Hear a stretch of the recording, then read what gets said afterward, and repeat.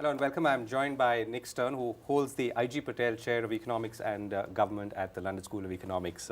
Nick Stern, thank you very much for speaking with us. Pleasure to be here. You've been doing a lot of work on climate change and what could happen going ahead, but you're also very familiar and very closely so with the Indian economy, having worked on ground, including in villages in India.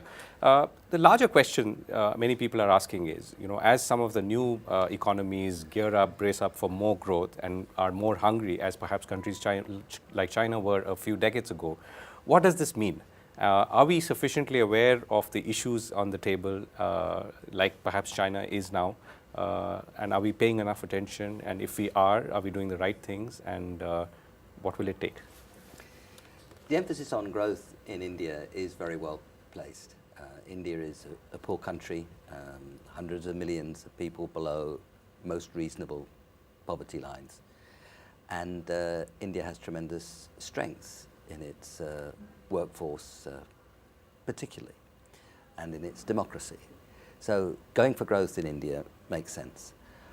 But at the same time, you have to look at what you're doing to the environment and asking about India's future in relation to climate change. Environment and climate change, of course, are not the same thing, but they're very closely interwoven. Now, we know that a very big fraction of the world's most polluted cities are Indian cities. Hundreds of thousands, probably over 1 million people, face a premature death every year as a result of pollution in India. Now, first and foremost, that's a terrible loss of life. Others, of course, suffer very much from bronchial diseases, cancer, and so on. Those are huge costs to people.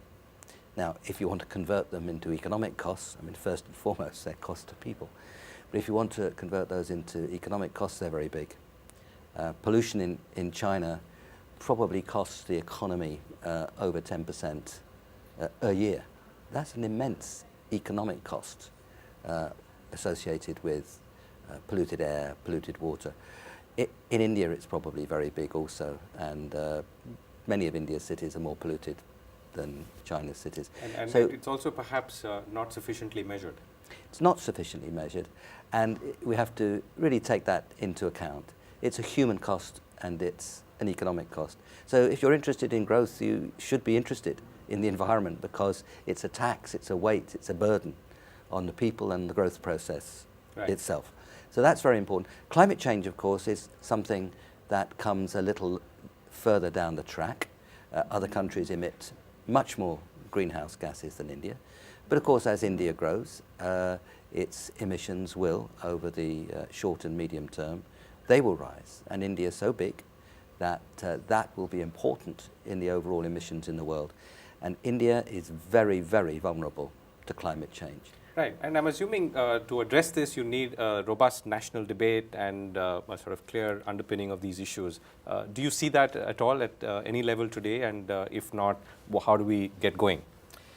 Yes, I do. I think it was very significant that just a few weeks after Prime Minister Modi took office in the summer of last year, he said that he wanted to have 300 million people who are without electricity in India with lighting that was solar powered by 2019. He did not say 2020.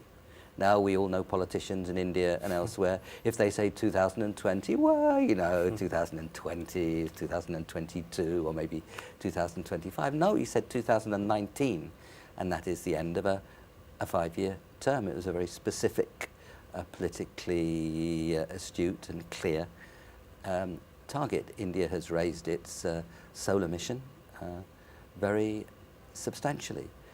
India has real strengths in renewables, so both in terms of its natural environment and in terms of its producers.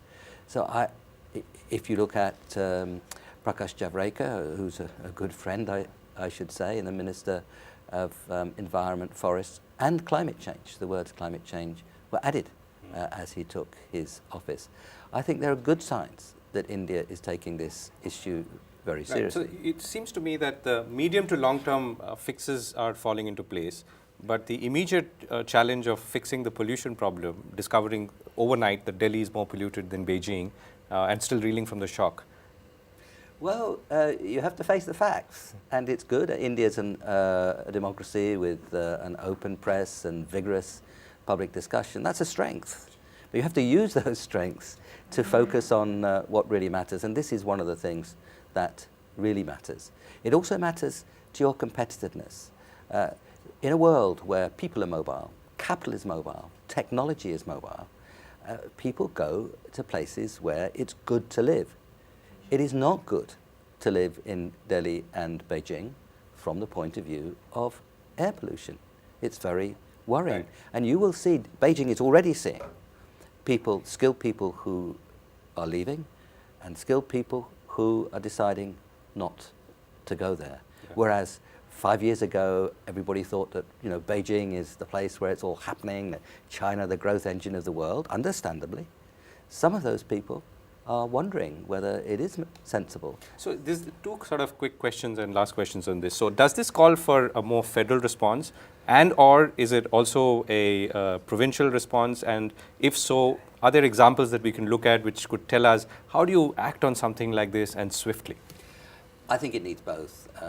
We know that India is a federal structure. Actually, a lot of it's based on the Government of India Act 1935, which I'm not necessarily proud of the UK's legislation. I wasn't born then, of course. But that allocated certain things to the states, as we know, and certain things to the centre. And power, for example, was allocated to the states. So it's important that that happens both at the centre and at the states. I think the centre is giving good leadership. There's some states also that are pushing quite well on this. Tamil Nadu has been very good on efficiency of water and to some extent on energy.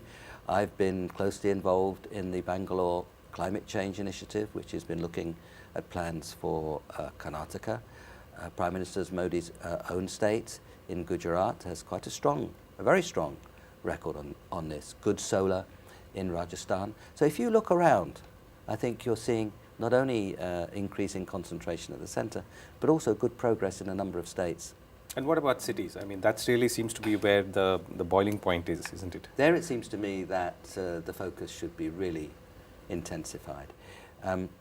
Infrastructure is a big problem in India. Urbanisation is coming very quickly.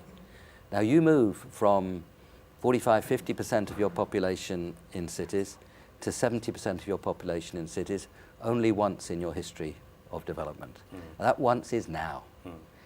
What you do with your urban infrastructure here in India in the next 20 years is absolutely critical to the functioning of your cities from the point of view of efficient places to work, attractiveness of your cities from the point of view of getting the best in the world, to stay in India and come to India. Of fantastic importance in relation to climate change and emissions.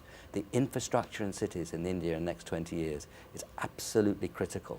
And I'm not sure we see quite enough discussion of that very special 20-year period. It's not something, 20, 30, 40. No, it's now. And getting that right is a real challenge and an enormous opportunity to make cities workable, to avoid the mistakes that have been made in design of cities in many rich countries.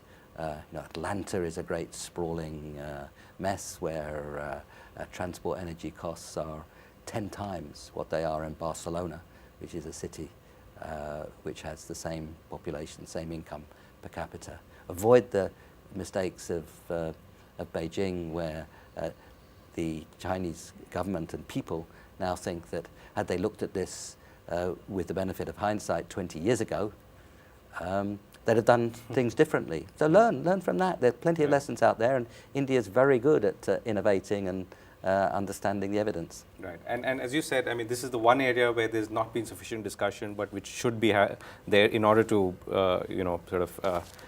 predict or try and anticipate what could happen.